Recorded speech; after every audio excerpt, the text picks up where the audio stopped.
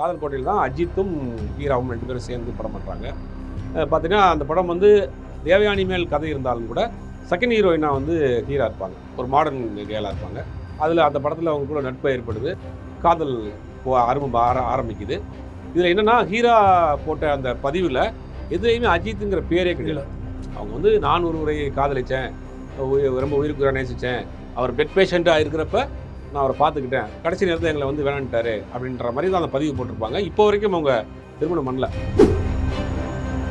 இவர் நடிக்க வேண்டிய படத்தை வேற ஒருத்தருடைய ஃபோட்டோ விட்டு பூஜை போடுறாங்க. அதை ஒரு பெட் பேஷண்ட்டாக படுத்த படுக்கையாக பார்க்குறாரு. கொடுத்த பணத்தையும் வாங்குறாங்க, தன் கமிட் பண்ண படத்தில் வேற ஒருத்தர் நடிக்க வைக்கிறாங்க. அப்படிங்கும்போது ஒரு உச்சகட்டமான ஒரு டிப்ரெஷனில் இருக்கிற அந்த நேரத்தில் கூட இருந்தவர் வந்து ஹீரா. ஆனால் அந்த நேரத்தில் பொருளாதார ரீதியாக சிக்கல், உடல் ரீதியாக சிக்கல், கேரியரே ஒரு அஜித்தோட கேரியரே அவ்வளோதான், முடிஞ்சு போச்சு, இனிமேல் வந்து எந்திரிக்க முடியாதுங்கிற மாதிரி இண்டஸ்ட்ரியில் ஒரு பெரிய டாக் போய்கிட்டு இருக்கு. இந்த நேரத்தில் அஜித் தேறி வெளியில் வந்தோடனே அவர் பண்ண முதல் வேலை ஹீராவோடு இருந்த நட்பு, அந்த காதலை முறித்துக் கொள்கிறார். ஜனவரியிலேருந்து இருக்கு அந்த அந்த ட்ரிப்பு. ஆனால் திருப்பி வந்து எடுத்து பப்ளிஷ் பண்ணுறாங்க. அப்போ இவ்வளோ நாள் தெரியாமல் இருந்தது. ஓகே, இவ்வளோ நாளாக அந்த செய்தி தெரியாமல் இருந்திருக்கு. கரெக்டாக யாரோ எடுத்து போட்டுருக்காங்க. கரெக்டாக அஜித்துக்கு எதிரானவர்கள் போட்டாங்களா? ஆமாம், எதிரான ஆட்கள் அதை பரப்புறாங்க. பரப்பி இதை போட்டு அஜித் மேலே ஒரு ஒரு க்ளீன் இமேஜ் விழுந்துகிட்டே இருக்கு, அதை கெடுக்கணும் அப்படிங்கிற மாதிரி ஒரு வேலையை செய்கிறாங்க.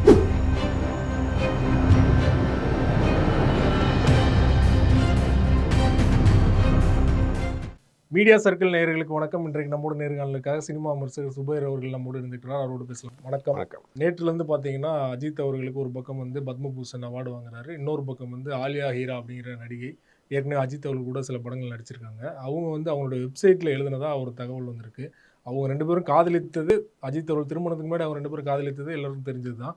ஆனால் இந்த டைமில் வந்து ஏன் இப்படி ஒரு அஜித் எனக்கு துரோகம் பண்ணிட்டாங்க அப்படிங்கிற இதில் அஜித் அவர்களோட பேரை குறிப்பிடாமல் எழுந்து தான் சர்ச்சையாக இருக்குது இல்லையா? உண்மையிலே என்ன நடந்தது? இல்லை, இது ஜனவரி மாதம் வந்த ஒரு பதிவு. திருப்பி நேற்று பத்மபூஷன் வாங்குறப்ப இந்த பதிவை திருப்பி போடுறாங்க. கொஞ்ச நேரத்தில் இந்த வெப்சைட் வந்து பிளாக் பண்ணிட்டாங்க. ஹீரா ஆலியா அப்படிங்கிற பேரில் அவங்க எழுதுகிறாங்க. ஹீரா வந்து இந்த இதயம் படத்தில் தான் வந்து இன்ட்ரடியூஸ் ஆகிறாங்க. அந்த காலகட்டத்தில் நிறைய பேருடைய இந்த ஹீரா மாதிரியான ஒரு மனைவி வேணும், ஒரு காட்டன் சேரி, இந்த பஃப் வச்ச ஹேர் ஸ்டைலு, அப்போ வந்து ரொம்ப டீசெண்டான ஒரு லுக்கில் இருப்பாங்க. அப்புறம் அதுக்கு பேர் சில படங்கள் பண்ணிகிட்டு இருக்கப்போ தான் காதல் கோட்டையில் தான் அஜித்தும் ஹீராவும் 2 பேரும் சேர்ந்து படம் பண்ணுறாங்க. பார்த்தீங்கன்னா அந்த படம் வந்து தேவயானி மேல் கதை இருந்தாலும் கூட செகண்ட் ஹீரோயினாக வந்து ஹீரா இருப்பாங்க. ஒரு மாடர்ன் கேர்ளாக இருப்பாங்க. அதில் அந்த படத்தில் அவங்க கூட நட்பு ஏற்படுது. காதல் ஆரம்பிக்குது. இதில் என்னென்னா ஹீரா போட்ட அந்த பதிவில் எதுலேயுமே அஜித்துங்கிற பேரே கிடையாது. அவங்க வந்து நான் ஒருவரை காதலித்தேன், ரொம்ப உயிருக்கு நேசித்தேன், அவர் பெட் பேஷண்ட்டாக இருக்கிறப்ப நான் அவரை பார்த்துக்கிட்டேன், கடைசி நேரத்தில் எங்களை வந்து வேணான்ட்டாரு அப்படின்ற மாதிரி தான் அந்த பதிவு போட்டிருப்பாங்க. இப்போ வரைக்கும் அவங்க திருமணம் பண்ணல. ஒன்று அவங்க வந்து மும்பையில் இருக்கிறன்னு சிலர் சொல்கிறாங்க, சிலர் அமெரிக்காவில் இருக்கேன்னு சொல்கிறாங்க. இல்லை, அந்த பதிவே அவங்க பதிவா அப்படிங்கிற ஒரு சந்தேகமும் இருக்குது. இப்போ அந்த காலகட்டத்தில் 2 பேரும் சிவியராக லவ் பண்ணுறாங்க. காதல் அப்படி உச்சத்தில் போயிட்டு இருக்கப்போ தான் ஒரு ஸ்பைனல் கார்டு ப்ராப்ளம் ஏற்கனவே அஜித்துக்கு இருந்தது தெரியும். அதை ஒரு சர்ஜரி பண்ணுறாங்க. சர்ஜரி பண்ணோடனே அஜித் வந்து கிட்டத்தட்ட ஒரு 3 மாதம் 6 மாதம் பெட் ரெஸ்ட் எடுக்க வேண்டிய சூழ்நிலை வந்தது. ஹாஸ்பிட்டலில் பெட் பேஷண்ட்டாக ஆயிடுறாரு. அப்போ கூட இருந்து கவனித்து கொண்டது யாருன்னா ஹீரா. அப்போ தான் கூட இருந்து முழுக்க ஹீரா கவனிச்சிட்டு இருக்காங்க. அந்த நேரத்தில் அஜித் பண்ண வேதனைகள் வந்து ரொம்ப முக்கியமான காலகட்டம். அதாவது உடல்நிலை சரியில்லை, அவருக்கு கொடுத்த அட்வான்ஸ் எல்லாம் திருப்பி வாங்குறாங்க. அவரை கமிட் பண்ண படத்துக்கு ஷூட்டிங் போகலாம் அப்படின்னு நினச்சிருக்க படத்துக்கு வேற ஒரு வைத்து ஷூட்டிங் போகிறாருக்கு பிளான் பண்ணி பூஜையெல்லாம் போடுறாங்க. இவர் நடிக்க வேண்டிய படத்தை வேற ஒருத்தருடைய ஃபோட்டோ விட்டு பூஜை போடுறாங்க. அதை ஒரு பெட் பேஷண்ட்டாக படுத்த படுக்கையாக பார்க்குறாரு. கொடுத்த பணத்தையும் வாங்குறாங்க, தன் கமிட் பண்ண படத்தில் வேற ஒருத்தர் நடிக்க வைக்கிறாங்க. அப்படிங்கும்போது ஒரு உச்சகட்டமான ஒரு டிப்ரெஷனில் இருக்கிற அந்த நேரத்தில் கூட இருந்தவர் வந்து ஹீரா. ஆனால் அந்த நேரத்தில் பொருளாதார ரீதியாக சிக்கல், உடல் ரீதியாக சிக்கல், கேரியரே ஒரு அஜித்தோட கேரியரே அவ்வளோதான், முடிஞ்சு போச்சு, இனிமேல் வந்து எந்திரிக்க முடியாதுங்கிற மாதிரி இண்டஸ்ட்ரியில் ஒரு பெரிய டாக் போய்கிட்டு இருக்கு. இந்த நேரத்தில் அஜித் தேறி வெளியில் வந்தோடனே அவர் பண்ண முதல் வேலை ஹீராவோடு இருந்த நட்பு, அந்த காதலை முறித்துக் கொள்கிறார். இதுக்கு ஏன் காரணம், என்ன காரணங்கிறது 1000 காரணம் இருக்கலாம். எப்பயுமே ஒருத்தர் கஷ்டப்படுற நேரத்தில் கூட இருக்கிறவங்க ஹெல்ப் பண்ணுறவங்களுக்கு ஒரு அஃபெக்ஷன் தான் வரும். பட் இவர் வந்து அதை வந்து வேறு மாதிரி ரியாக்ஷனாக இருக்குன்னா அவங்களுக்குள்ள என்ன நடந்திருக்குங்கிறது, வேறு ஏதோ பிரச்சனை நடந்திருக்கு. இவர் என்ன நடந்திருக்குங்கிறது நமக்கு தெரியாது. பல காரணங்கள் சொல்கிறாங்க, அது நமக்கு தேவையும் இல்லை. அப்போ முறிஞ்சிருது, காதல் முறிஞ்சிருது. அதற்கு பிறகு இவர் நிறையா படங்கள் பண்ண ஆரம்பிக்கிறார். அமர்கலம் பண்ணுறப்ப தான் ஷாலினியோட நட்பு ஏற்படுது. ஷாலினியை திருமணம் பண்ணிக்கிறார். திருமணம் பண்ணி 25 வருஷம் ஆக போது இன்னைக்கு வரைக்கும் அஜித் மேல் இந்த மாதிரி திரைப்படத்துறையில் இருந்தாலும் கிசுகிசுகளோ அந்த மாதிரியான விஷயங்களோ எதுவுமே இது வரைக்கும் கிடையாது. மிஸ்டர் க்ளீனாக இருக்கிறாரு, ஷூட்டிங் போகிறாரு, ஃபேமிலியோட டேட்டிங் போகிறாரு, ஃபேமிலியோட கொண்டாடுறாரு, மேட்ச் பார்க்க போகிறாரு, அவர் ரசிகர்களுக்கு நல்லா அட்வைஸ் பண்ணுறாரு. அது இல்லாமல் அடுத்தடுத்த கட்டத்தை நோக்கி வந்து ரேஸுக்கு போகிறாரு, ட்ரோன் ட்ரைனிங் கொடுக்குறாருன்னு வேறு தளங்களில் அவர் பயணம் பண்ண ஆரம்பிச்சிட்டார். இப்படி போயிட்டு இருக்க நேரத்தில் பத்மபூஷன் விருது கொடுக்குற அன்னைக்கு தான் 25 வருடத்திற்கு முன்னாடி நடந்த ஒரு சம்பவத்தை கிளறி விட்டு இப்போ ஒரு ட்வீட்டாக போடுறாங்க. போட்டவுடனே அது போட்டது உண்மையிலே ஹீராவா, இல்லை இவருக்கு வேண்டப்படாத ஆட்கள் வந்து அந்த ஹீரா பேரை பயன்படுத்தி போட்டிருக்கிறாங்களா அப்படிங்கிறது மிகப்பெரிய கேள்வி. ஹீராவே ஒரு வீடியோவோ ஒரு ட்விட்டோ போட்டு நான் தான் போட்டேன், நான் தான் போடலை அப்படின்னு அவங்க கிளாரிஃபை பண்ணாதான் இந்த விஷயத்திற்கு ஒரு முற்றுப்புள்ளி வரும். ஹீராவும் அஜித்தும் காதலித்தார்களா அப்படின்னா காதலித்தாங்க அப்படிங்கிறது சினிமாவில் இருக்கக்கூடிய எல்லாருக்கும் தெரியும். இதுக்கு உதாரணத்துக்கு ஷாலினி திருமணம் பண்ணும் பொழுது ஒரு வீக்லி மேகசினுக்கு ஒரு இன்டர்வியூ எடுக்கிறாங்க. ஷாலினி ஏற்கனவே அவருக்கு சில காதல் இருந்துச்சு தெரியுமா அவங்களுக்கு அப்படின்னு ஷாலினிட்ட ஒரு இன்டர்வியூ கேட்குறாங்க. அதுக்கு ஷாலினி சொல்கிறாங்க, இது வரைக்கும் இருந்த விஷயங்கள்லாம் இல்லை, இனிமேல் எங்களோட வந்த பிறகு அவர் எனக்கு உண்மையாக இருந்தால் போதும் அப்படின்னு அந்த இன்டர்வியூ சொல்லியிருப்பாங்க. இது சினிமா நடிகைகளுக்கு எல்லாரும் டெம்ப்ளேட்டாகவே வச்சுருக்கக்கூடிய ஒரு டைலாக். இனி இதுக்கு முன்னாடி எப்படி இருந்தாலும் பரவாயில்ல, எங்களோட இருக்கிறப்ப சரியாக இருக்கணும் அப்படிங்கிற டெம்ப்ளேட்டான டைலாகு. அது இன்றைக்கு வரைக்கும் சரியாக அஜித் கடைப்பிடித்துக்கிட்டு வர்றாரு அப்படிங்கிறதான் சொல்லணும். இந்த நேரத்தில் கிளப்பி விட்டது வந்து இது ஏதோ ஒரு உள்நோக்கத்தோடு பண்ணப்பட்ட விஷயம் மாதிரி தெரியுது. இந்த காதல் அப்படி இருக்கு இல்லையா, அந்த காதலுங்கிறது வந்து ஒரு தீராத ஒரு போதை. அது எப்படின்னா சேர்ந்த காதல் வந்து தீர்ந்துடும் போதை, சேராத காதல் தீராத போதை. அது மாதிரி தான். அதாவது ஒருத்தரோட உணர்வுபூர்வமாக காதலிச்சுட்டு அவங்களுக்கு வேற ஒரு காதல் வேற ஒரு லைஃப் அமைஞ்சு அப்படி போயிட்டா கூட இந்த காதல் மறக்கிறதுக்கு ஒரு வாய்ப்பு இருக்குது. ஆனால் வேற ஒரு வாழ்க்கையும் அமையாமல் இந்த காதலோடய வாழ்ந்துகிட்டு இருக்கவங்களுடைய வாழ்க்கை வந்து மிகப்பெரிய ஒரு நரகமான வாழ்க்கை. ஒருவேளை அந்த பழைய காதலை மறக்க முடியாமல் ஹீரா இருக்கிறாங்களா அப்படிங்கிறதும் ஒரு பெரிய கேள்விக்குறியாக இருக்குது. அது 25 வருஷம் கழிச்சு இப்போ ஏன் சொல்லணும் அப்படிங்கிற ஒரு இருக்கும். ஏன்னா ஃபேமிலியோட பார்த்த பிறகு எதுவும் பொங்கிட்டாங்களா என்னங்கிறதும் தெரியல, ரிக்ரெட் பண்ணுறாங்களா என்னன்னு தெரியல. ஏன்னா காதல் அங்கே அந்த இடத்துல தான் நான் டச் ஆகும். தான் பிடித்த ஆண் வந்து வேற ஒரு பெண்ணுடைய, பிடித்த பெண் வேற ஆணோடைய இருக்கிறப்ப தானே அது ரொம்பவே ட்ரிகர் ஆகும். இப்போ அரசியல்வாதிகள் அதனால மாட்டிட்டு முழிக்கிறாரு. அதனால் ஒருவேளை இப்போ அஜித் ஃபேமிலியோட எல்லா இடங்கள்லையும் போகிறாரு, அதை பார்த்துட்டு அவங்க ட்ரிகர் ஆகி எதுவும் போட்டிருக்காங்களா, இல்லை இது யாரும் திட்டமிட்டு அஜித்தினுடைய பேரை கெடுக்கிறதுக்காக போட்டிருக்காங்களாங்கிறது அவங்களே பேசினா தான் தெரியும். அவங்க போட்டது வந்து கிட்டத்தட்ட 2 மாதம் ஆயிடுச்சு இல்லையா? ஆனால் இந்த டைமில் வந்து வைரல் பண்ணுறாங்கன்னா அப்போது யார் பண்ணியிருப்பாங்கன்னு நினைக்கிறீங்க? இல்லை யார் பண்ணியிருக்காங்கன்னா அது அந்த பத்மபூஷன் வாங்குற அன்னைக்கு இது ஜனவரியிலேருந்தே இருக்குது அது அந்த ட்விட்டு. ஆனால் திருப்பி வந்து எடுத்து பப்ளிஷ் பண்ணுறாங்க. அப்போ இவ்வளோ நாள் தெரியாமல் இருந்திருக்கு. ஓகே, இவ்வளோ நாளாக அந்த செய்தி தெரியாமல் இருந்திருக்கு. கரெக்டாக யாரோ எடுத்து போட்டிருக்காங்க. கரெக்டாக அஜித்துக்கு எதிரானவர்கள் போட்டாங்களா? ஆமாம், எதிரான ஆட்கள்லாம் அதை பரப்புகிறாங்க. பரப்பி அதை போட்டு அஜித் மேலே ஒரு க்ளீன் இமேஜ் விழுந்துகிட்டே இருக்குது, அதை கெடுக்கணும் அப்படிங்கிற மாதிரி ஒரு வேலையை செய்கிறாங்க. இது வந்து ஜனவரியிலே போட்டது தான். ஜனவரி, பிப்ரவரி, மார்ச், ஏப்ரல் 4 மாதமாக அந்த அப்படியே தான் கடப்பில் கிடக்கு, யாரும் இது வரைக்கும் பார்க்கல. ஆனால் இப்போ எடுத்து அதை வெளியில் போட்டு கொண்டு வந்த பிறகு தான் அது வெளியில் தெரிய ஆரம்பிக்குது. குறிப்பாக இவங்க அஜித் அவர்கள் 1992 வந்து உள்ள இண்டஸ்ட்ரியில் வரும்போது அப்போயே ஓரளவு எஸ்டாப்ளிஷ் ஆகிட்டாங்க. இதயம் படத்தின் மூலமாக வந்து பெரிய அளவில் ரீச் ஆகிட்டாங்க.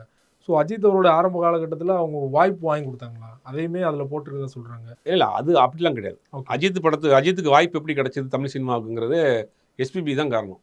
இல்லை, அது ஃபஸ்ட்டு படம். அடுத்தடுத்த படங்கள் ரெக்கமெண்டேஷன்லாம் கிடையாது. அடுத்தடுத்த முதல் படத்திலே அஜித் ஒரு பேசப்படக்கூடிய ஒரு நபராக மாறிட்டார். நல்லா ஞாபகம் இருக்குது, குமுதம் உள்ள அட்டை படத்தில் அஜித்தோடைய ஃபோட்டோ வருது. ஓகே, அப்போ படம் பார்த்தோடனே அந்த அட்டை படத்தை பார்த்தோன்னே பலரும் சொன்ன விஷயம், இந்த பையன் வந்து தமிழ் சினிமாவில் ஒரு பெரிய ரவுண்ட் வர போகிறான். ஏன்னா குமுதம் வந்து அன்றைக்கி மிகப்பெரிய ஒரு மேகசின்.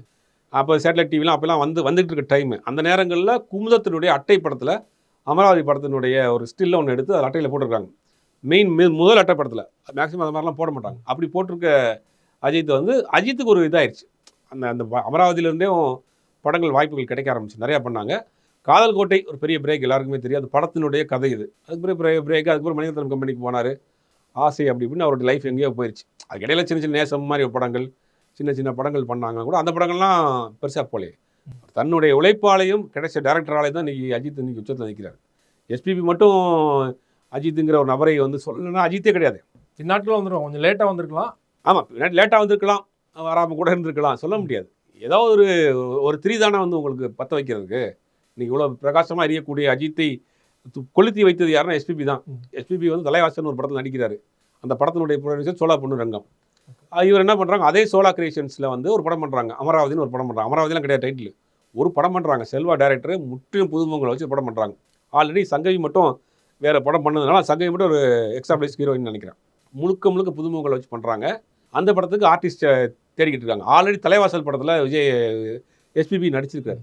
அப்போ ஒரு தெலுங்கு படத்துக்கு இவர் வந்து பாட போயிருக்காரு. பிரேம புத்தகம்னு ஒரு படம், தெலுங்கு படம். அந்த படத்தில் பாட போயிருக்காரு. அந்த படத்தோட பாடிட்டு இருக்கப்போ இந்த டப்பிங்கும் பாடிட்டு இருக்கப்போ இந்த பழைய நல்லா இருக்கானே யார் என்னன்னு கேட்டிருக்காரு. இந்த மாதிரி புதுசாக ஒரு பையன் அஜித்னு தெலுங்கு படம் பண்ணியிருக்காரு அப்படின்னோடனே இவர் ஆல்ரெடி அந்த சோலா கிரியேஷன்ஸ்க்கு தலைவாசல் படம் பண்ணதுனால அமராவதி படத்தினுடைய சாங் ரெக்கார்டிங்க்கு பாடிட்டார்.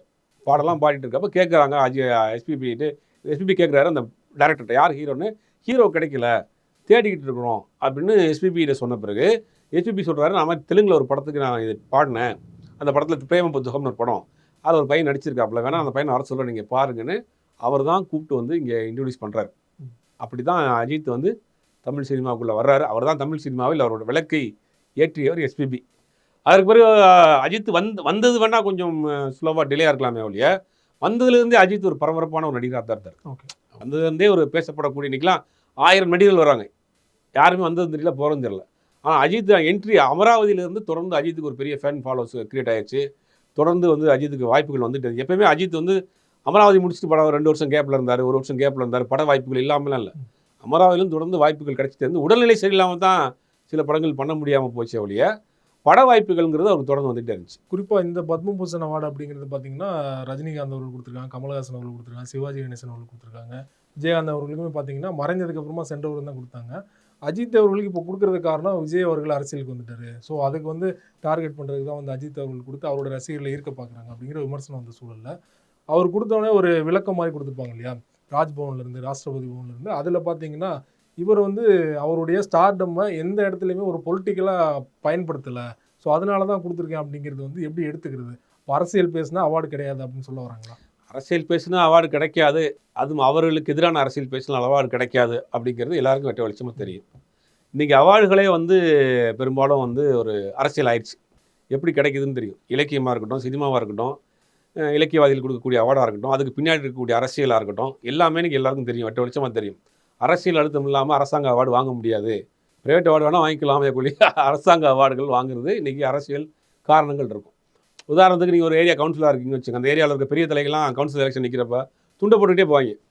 ஏன்னா அவருக்கு பின்னாடி ஒரு 10 ஓட்டு இருக்கும் அப்படின்னு. அப்போ அஜித்துக்கு ஒரு பெரிய ஃபேன் ஃபாலோவர்ஸ் இருக்குது, அஜித்துக்கு அவார்டு கொடுத்து அந்த பக்கம் வச்சுக்கிட்டோம்னா பின்னாடி தேர்தல் நேரங்களில் அந்த ரசிகர்கள் நமக்கு சப்போர்ட்டாக இருப்பாங்க அப்படிங்கிற ஒரு அரசியல் கணக்கு தான். விஜயகாந்த் கொடுத்ததும் ஒரு அரசியல் கணக்கு. இத்தனை வருஷம் விஜயகாந்த் கொடுக்காம இப்போ கொடுக்குறாங்க, போன வருஷம் கொடுத்தாங்க. இத்தனை வருஷமாக கொடுக்காத ரஜினிகாந்துக்கு இப்போயும் கொடுத்தா. ரஜினிகாந்த் வேறு வேறு அவார்டுகள் வாங்கியிருந்தாலும் கூட இந்த அவார்டுங்கிறது ரொம்ப ஹானரபிள் போஸ்ட் அது. அப்படிங்கும் போது இது அஜித்துக்கு கொடுக்கப்பட்ட அவார்டும் ஒரு அரசியல் காரணமாக தான் இருக்கும், அரசியல் காரணமாக தான் இருக்கும்.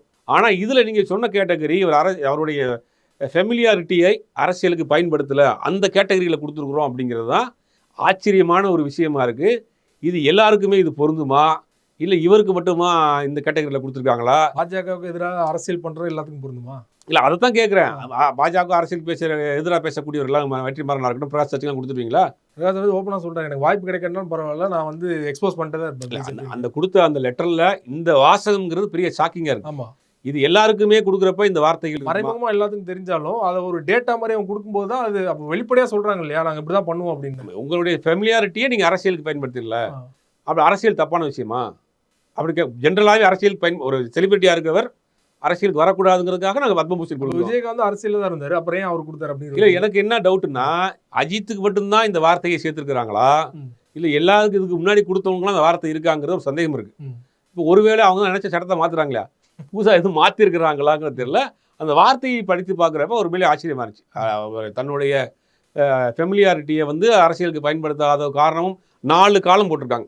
அதில் அவர் வளர்ந்தது, பேசினது, அதெல்லாம் போட்டு அதெல்லாம் ஓகே, அதெல்லாம் ஜென்ரல் தான். இந்த ஒரு வார்த்தை மட்டும்தான் அது வந்து திட்டமிட்டே பரப்பப்பட்டதா, இல்லை இவருக்காக இதுமாதிரி அரசியல் இனிமேலும் பேசாதீங்கன்னு சொல்லி கொடுத்துருக்காங்களா அப்படிங்கிறது தான் பெரிய சந்தேகமாக இருக்குது. சென்சார் போர்டாக இருக்கட்டும், அந்த மாதிரி அவார்டு ஜூரி கமிட்டியாக இருக்கட்டும், எல்லாம் அவர்களை சார்ந்த சித்தாந்தத்தை சார்ந்த ஆட்களை தானே உள்ளே போடுறாங்க.